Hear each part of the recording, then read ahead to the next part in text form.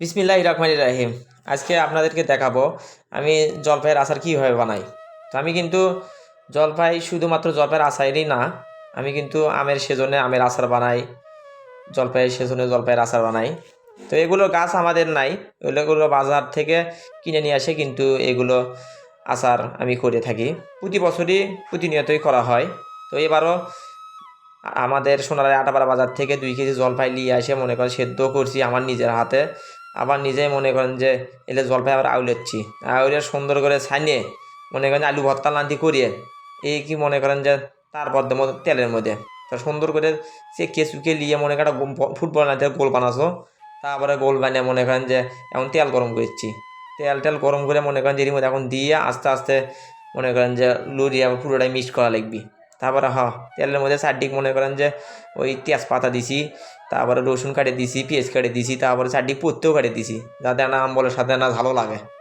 তো তারপরে দিলাম জলপাই দিয়ে মনে করেন সুন্দর করে আস্তে আস্তে কাটিয়ে কাটিয়ে কাটিয়ে মনে করেন যে আউলিয়ে সুন্দর করে বিছেচ্ছি, বিছেতে তারপরে মনে করেন মোটামুটি মনে করেন যে না কালার আস্তে আস্তে তো আসবি।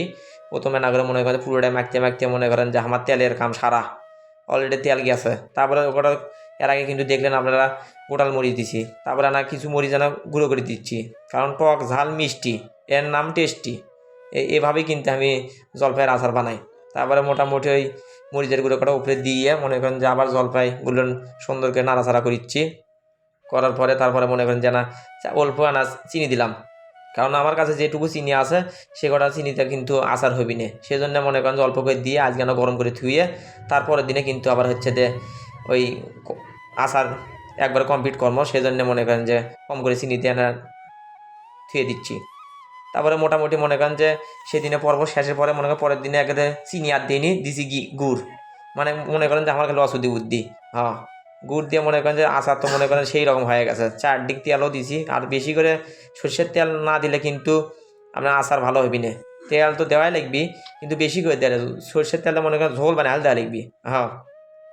তারপরে মোটামুটি মনে করেন লাড়তে লাড়তে লাড়তে পরে মনে করেন দেখেন এখন আচারটা কী সুন্দর হচ্ছে মোটামুটি এখন হওয়ার মধ্যেই।